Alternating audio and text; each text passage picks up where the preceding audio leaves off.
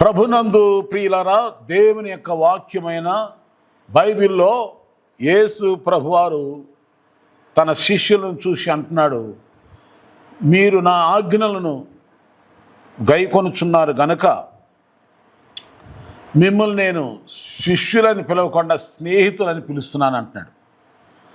స్నేహితుడు ఎప్పుడు కూడా స్నేహంగా ఉంటే మీకు నా సంగతులన్నీ కూడా మరుగు లేకుండా, దాపరికము లేకుండా స్వచ్ఛంగా ఒక స్నేహితునితో ఎలా ఉన్నట్టు మాట్లాడుకుంటారో, అలాగే నేను మీకు ఏమీ కూడా దాయకుండా నా తండ్రి బయలుపరిచిన మాటలని మీకు చెబుతున్నారు కనుక మీరు నా స్నేహితులు అంటాడు. స్నేహితులు, దేవునికి స్నేహితులు ఎవరయ్యా అంటే మనందరికీ తెలిసిందే. మోషే దేవునితో గడిపినప్పుడు ముఖాముఖిగా స్నేహితునితో మాట్లాడినట్టు దేవుడు మోషేతో మాట్లాడినట్టుగా మోషే స్నేహితుడని బైబిల్లో ఉంది. అలాగే అబ్రహాం స్నేహితుడని మనం చూస్తాం. ఎందుకంటే దేవుని నమ్మి ఎడవకుండా విశ్వాసానికి ఎంత పరీక్ష వచ్చినా సరే నిలబడి సందేహింపక తాను విశ్వాసం వలన బలం పొందుకొని ధైర్యం తెచ్చుకొని దేవుని ఆశీర్వాదాలు పొందుకున్నట్టుగా రోమపత్రిక 4:28 మనం చూస్తాం ఈ మాట. విశ్వాస సంబంధులే విశ్వాసం గల అబ్రహాంతో కూడా ఆశ్రయించబడతారు. గలతీ 3:9 కూడా మనం ఇలా చూస్తున్నాం. అయితే దేవుని బిడ్డలారా, స్నేహానికి బైబిల్లో అనేకమైన ఎగ్జాంపుల్స్ ఉన్నాయి, ఉదాహరణలు ఉన్నాయి. అంటే ఒక్కొక్కరు స్నేహాలు, కొందరు స్నేహం గురించి బైబిల్ పరిశుద్ధ గ్రంథం లిఖి చెప్పారు. యేసు ప్రభువారు ఎలా చెప్పారో మీరు నా స్నేహితులని, అలాగే బైబిల్ ఇంకా కొన్ని మన కొరకు స్నేహం అంటే ఎలా ఉండాలనేది ఈ నేర్చుకుంటాకి బైబిల్లో రాయబడిన కొందరు స్నేహాల గురించి మీతో మాట్లాడతాను ఈ సమయంలో. క్లుప్తమైన సందేశాలు అన్నీ ఒక్కసారి చెప్పలేను కనుక ఈరోజు దావీదు యోనాతానుల మధ్య ఉన్న స్నేహం ఎలా ఏర్పడింది, వీళ్ళిద్దరు స్నేహము అంటే ఏ విధంగా ఏర్పడిందంటే, దావీదు హృదయంతో యోనాతాను హృదయం, ఇద్దరు హృదయాలు కలిసిపోయినాయి అంట. 18 అధ్యాయం 1 సమూయేలు గ్రంథం 1 నుండి 3 వచనాలు మనం అక్కడ చదివితే, దావీదు అనగా ఇతడు యెష్షయి కుమారుడు, గొర్రెల కాపరి. యోనాతాను ఎవరు? సౌలు రాజు కొడుకు, ఇశ్రాయేల్ రాజు కొడుకు ఒక గొర్రెల దొడ్ల నుంచి అప్పుడే గొల్యాతను జయించి పూర్తిగా ఇంకా మాట్లాడలేదు.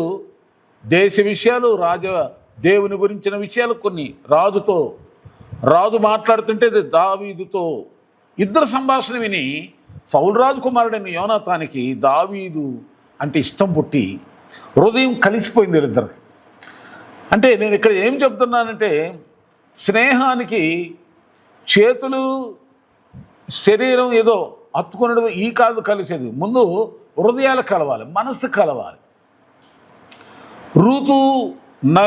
రూతు నయోమి ఆ గ్రంథంలో మనం చూస్తే వారిద్దరు మనసు కుదిరినాకే వారు మోయాబు నుండి బెత్లెహేముకు ప్రయాణం అయినట్టుగా మనం అక్కడ బైబిల్లో రూతు గ్రంథం 1:18 మనం చూస్తూ ఉంటాం. సమ్మతి లేకుండా ఎవరు ఇద్దరు కూడి నడవలేరు. అందుకని ఇద్దరు మనసులో అంటే సమ్మతి, ఏకత్వం, కలగొలుపుతనం, మాట ఒకటి ఉండాలి, మనసు ఒకటి ఉండాలి, మనిషి ఒకటి ఉండాలి. మనిషి, మనసు, మాట 3 కలవాలి. అప్పుడే స్నేహానికి, మంచి స్నేహానికి పునాది పడుతుంది. దావీదు యోనాతాను స్నేహం బలపడటానికి, స్నేహం కలవటానికి మొదటి సూత్రం ఇదే, హృదయాలు కలవాలి ఫస్ట్. రెండవదిగా చూస్తే ఒకరి ఎడల ఒకరు ప్రేమ. ఎలాంటి ప్రేమయా అంటే దావీదు చెప్తాడు యోనాతాను గురించి, స్త్రీలు ప్రేమించే ప్రేమ కంటే నీ ప్రేమ నా ఎడల నువ్వు అధికమైందయా యోనాతాను అని చాలా బాగా చెప్పుకుంటాడు. ప్రేమ, ఎంతో ప్రేమ. బైబిల్ చెప్పే మాట ఏంటి? 1 యోహన్న పత్రికలు 4:8 ఏముంది?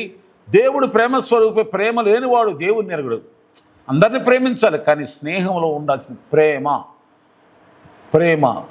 ఎప్పుడు శ్రేష్టమైంది, క్షేమాభివృద్ధి కలిగిస్తుంది. ప్రేమ కలిగి ఉండటానికే మీరు ప్రయాసపడమని కూడా బైబిల్ చెప్తుంది. కనుక ప్రేమ ప్రేమ మరణం కంటే గొప్పది, పెద్దది. అగాధ సముద్ర జలాలు నిజంగా ఉన్న దేవుని ప్రేమను ఆర్పలేరు.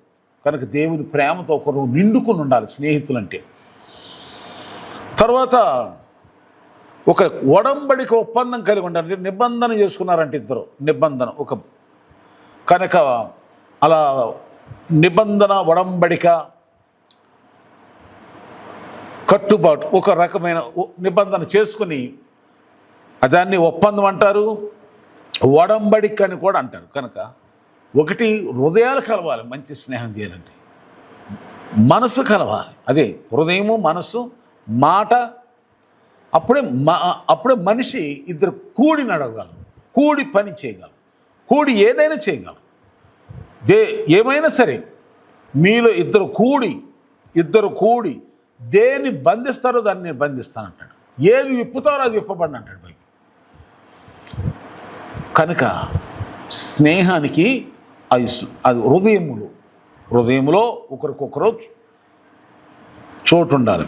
రెండవదిగా ప్రేమ కలిగి ఉండాలి. ఎప్పుడు మామూలు ప్రేమ, మాటల ప్రేమ కాదు, క్రియాపూర్వకమైన ప్రేమ, సత్యముతో కూడిన ప్రేమ.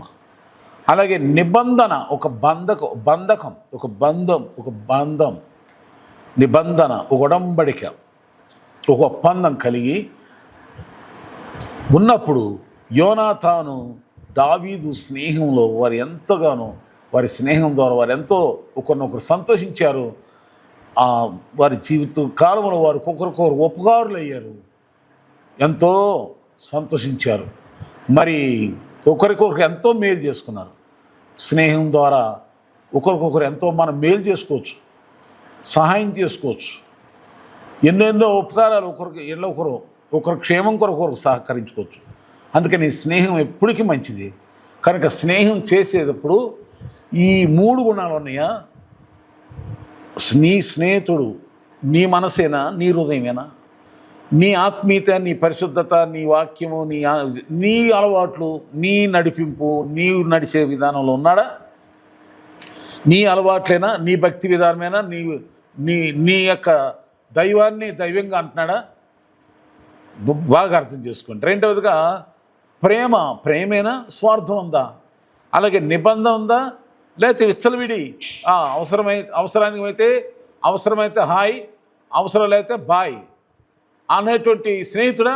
అలాంటి వాడు వద్దు. కనుక నువ్వు స్నేహం చేసేటప్పుడు నీ స్నేహితుడు ఎలాంటి గుర్తించు, గ్రహించి. ఈ యోనాతాను దావీదుల యొక్క స్నేహం ద్వారా మనం నేర్చుకునేది ఏంటంటే ఈ 3 సత్యాలు. మన మాట మనసులో ఇది ఆధ్యాత్మికంగా దైవికంగా మనతో హృదయం కలిసిన వ్యక్తి అన్నాడు. నీ హృదయం ఒకటేనా? నువ్వు మందిరానికి వెళ్దాం, ప్రార్థనకి వెళ్దాం అంటే నీ స్నేహితుడు ఎవడు సినిమాకి వెళ్దాం అంటున్నాడా, రోడ్ల మీద తిరుగుదాం అంటున్నాడా? అలాంటి వాళ్ళతో స్నేహం చేయమాక. దుష్ట సాంగత్యం మంచి నడవడిని చెడగొట్టేస్తుంది, జాగ్రత్త. కనుక మంచి స్నేహం, నీ స్నేహం ఎవరో నీ స్నేహితుడు బాగా తెలుసుకొని నీ హృదయానికి తగినట్టుగా, నీ హృదయంలో ఉన్న దేవునికి తగినట్టుగా నీవు అనుసరించి నీవు సేవించే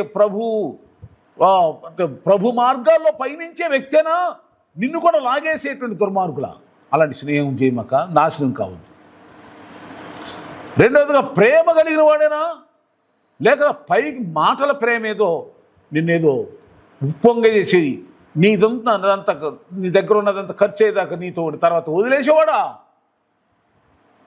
కష్టాల్లో కన్నీళ్ళు ఆదుకునేవాడనా, ప్రేమించేవాడనా, లేకపోతే ఉన్నంతసేపు నీ దగ్గర ఉన్నంతసేపు దోసుకు తిని తర్వాత నువ్వు ఎవడవని కూడా? అవసరమైతే హాయ్, నీది అవసరమైతే బాయ్ అని కూడా? జాగ్రత్త సుమా. ఆడపిల్లలైనా మగపిల్లలైనా ఎవరైనా పెద్దోళ్ళైనా చిన్నోళ్ళైనా అందరూ ఆలకించండి. దావీదు యోనాతానుల యొక్క స్నేహం మనకేం చెబుతుందంటే నీ హృదయంలో ఉన్న దేవునికి హృదయానుసారంగా, హృదయపూర్వకంగా నీ హృదయంలో ఉన్న దేవుని వాక్యాన్ని తగినట్టుగా నీ ఆత్మీయ జీవితం అనుకూలంగా ఉండే హృదయమై ఉండాలి నీ స్నేహం. రెండవదిగా నిన్ను ఎప్పుడూ ప్రేమించే వ్యక్తిగా ఉండాలి. మూడవదిగా ఒక ఒడంబడి కొంతమంది చూస్తాం, కొంతకాలం బాగా నూనె మీద జారినట్టు జారుతారు. చాలా ఎంజాయ్, ఎంతో అబ్బో వీళ్ళు అసలు బ్రతికినంతకాలం వీళ్ళు అసలు విడిచిపోరు, ఒకళ్ళ కోసం ఒకళ్ళు అయ్యో అని ఎంత పడి చచ్చిపోతారో అన్నట్టుకుంటారు.